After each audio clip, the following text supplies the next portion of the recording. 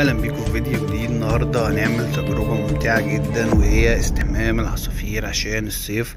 بنجيب طبق بلاستيك ونحط فيه ميه، منملاهاش قوي، تكون ميه فتره، ما تكونش ساقعه اكتر من 20 عصفور. يلا بينا نبدا مع بعض.